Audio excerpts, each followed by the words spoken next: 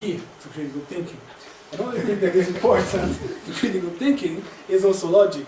So, logic is fundamental to rationality, and it is therefore difficult to see how we could value critical thinking without also embracing logic. People generally speak of formal logic, basically the logic of deduction, and informal logic, also called induction.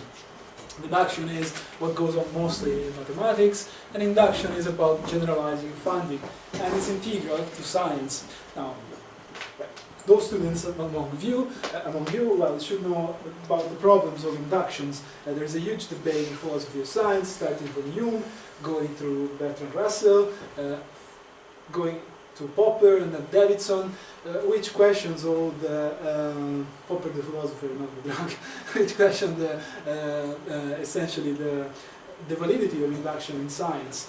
The most famous example against induction in science is Russell-Turkey. Have you ever heard about it? I mean, students, professor, of course they do. I don't know, maybe I can tell you. There is this turkey, imagine, that is brought to the US. This turkey assumes, well, it's being fed by a nice owner every day, no matter what the weather conditions, right? So it's first day, it's being fed, the second day it starts snowing, it's being fed, the third day there is sun, it's being fed. No matter, it goes on for several days, for a week. So the turkey starts to think, oh look, on the basis of this observation I can generalize and I can think that I will be fed every day from now on. So, but he still be careful because he has a very restricted number of observations, only a week. Then week passes, another week passes, a month passes, a few months goes on, and at some point it became pretty sure that, no matter the weather condition, he will still be fed. But at some point, Christmas arrives, and the farmer, instead of feeding him, kills him. So this shows you, it's quite an instructive example, according to Russell, to show how induction is very dangerous in science. So you always be careful when you generalize your findings. So yeah, learning about the cognitive landscape surrounding this is very important, and therefore logic is very important to critical thinking.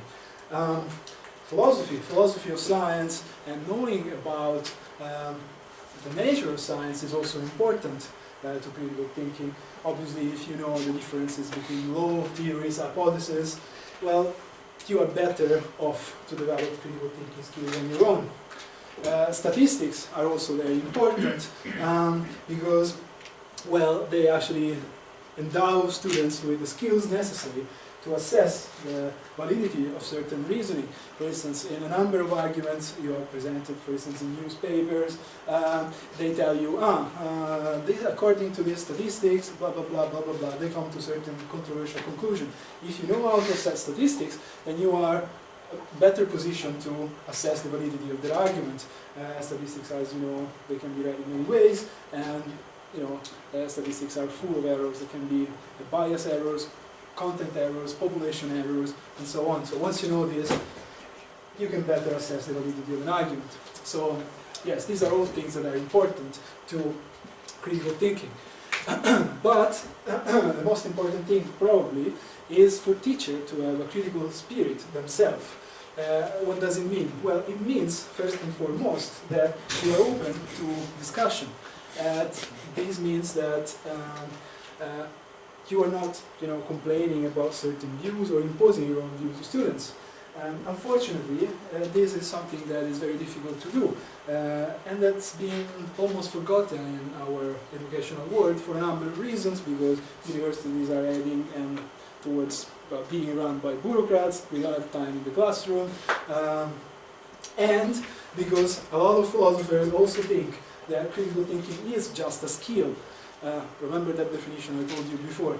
But critical thinking is not just a skill, as this guy was an Australian philosopher, John Passmore, has noticed over 50 years ago.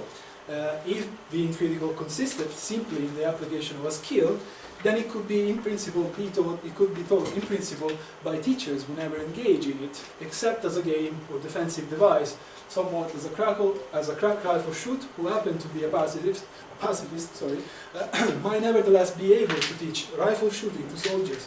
but in fact being critical can be taught only by men who can themselves freely partake in critical discussion. So it's very important that teachers develop this kind of attitude. Okay, this is about teaching critical thinking. Next, I would like to review very briefly some of the most important methods for teaching critical thinking in the classroom. This is going to be a very quick review of 3 or 4 tests that you can take online if you like. Most of them you can take online. So you can assess yourself whether or not you are critical and the extent to which you are critical. The first test I would like to summarize is the Watson-Glaser test. Remember Glaser, we came across this guy before when we analyzed that definition that was very similar to Dewey's original definition of critical thinking.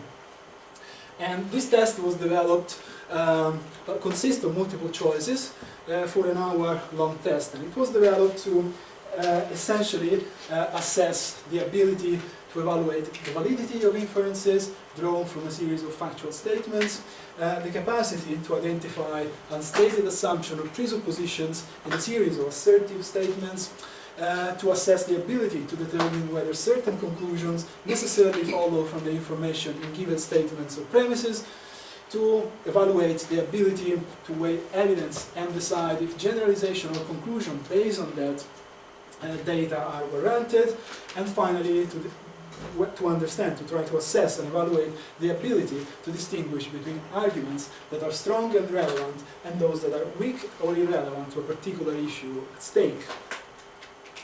Another quite popular test is this one, the Californian Critical Thinking Disposition Inventory Test. That's a very long name. And this test is used to measure whether people are disposed to think critically. In particular, it measures 7 critical thinking, 7 abilities. For instance, our capacity to seek truth by asking whether we are interested in finding out the truth. It assesses our open-mindedness by looking at how receptive we are to new ideas and whether or not we give new ideas a fair hearing. It also assesses analyticity and systematicity.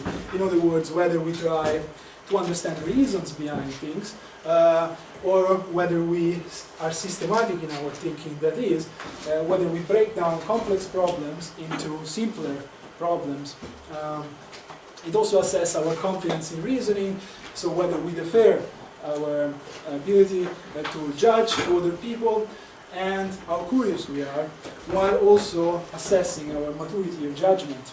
So how often we jump to conclusion, whether or not we are prone to see things from different perspectives, or take people's experiences into account.